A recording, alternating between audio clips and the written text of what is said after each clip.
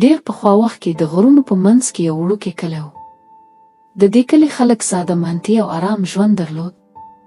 په همدې کلي کې یو ځوان هلک اوسېده چې نوم یې رشید و. رشید له خپلې سوتېلې مور، سوتېلي پلار او سوتېلي ورور سره ژوند کاوه. رشید ډېر مهربانه، خاموش او د زړه پاک هلک و. هغه به هره ورځ د کلي په شنو میدانونو کې د خپلو وزو خیال ساته او د هغوی لپاره به یې واښه ټولول. رشید که څه هم ډېر کار کاوه، خو بیا هم د خپلې کورنۍ لپاره هیڅ شکایت نه درلود. هغه به تل د نورو خدمت ته تیار و.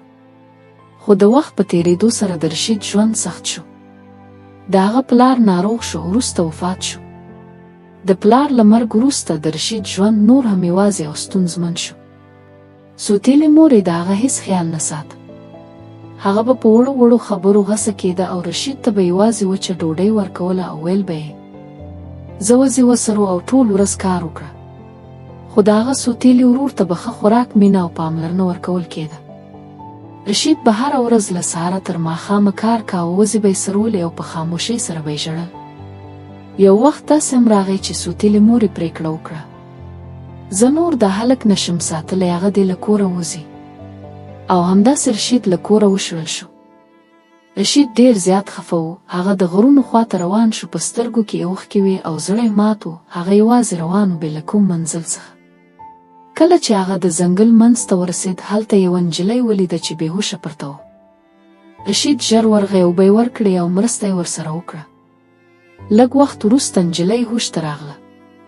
هغې رشید ته وکتل او ویې ویل تا زما ژوند وژغوره. رشید په عاجزۍ ویل ما یوازې مرسته وکړه، دا زما دنده وه. هغه نجلۍ د رشید له پاک زړه او مهربانۍ نه ډېره اغېزمنه شوه. د وخت په تېرېدو دواړه یو بل ته نږدې شول او د دوی تر منځ مینه پیدا شوه. یوه ورځ نجلۍ رشید ته وویل آیا ته له ما سره واده کوې؟ رشید حیران شو، خو په خوښۍ وویل هو، ولې نه. وروسته هغه نجلۍ رشید له ځان سره بوتله او د بادشاه دربار ته یې وړاندې کړه. هلته رشید پوه شو چې دا نجلۍ عادي نجلۍ نه ده، بلکې د بادشاه لور شهزادګۍ ده. بادشاه کله چې د رشید کیسه واورېده ډېر متاثر شو. هغه د رشید د ښه اخلاقو، زړورتیا او مهربانۍ ستاینه وکړه. او همداسې د رشید او شهزادګۍ واده په ډېر شان او شوکت سره ترسره شو. له دې وروسته رشید د شهزادګۍ سره په خوشحالۍ او عزت کې ژوند پیل کړ. هغه نور د غم او یوازیتوب له تیارو وتلی. بل لور ته د رشید سوتېلې مور او سوتېلي ورور په سختو حالاتو کې ولوېدل. هغوی ته اوس د ژوند سختۍ او پښیماني پاتې شوه، ځکه هغوی د یو ښه انسان قدر نه و کړی. خو رشید هغه اوس د عزت، مینې او خوشحالۍ ژوند درلود.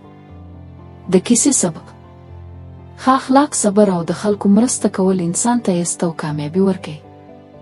ظلم او بد سلوک اخر خپله سزا لري.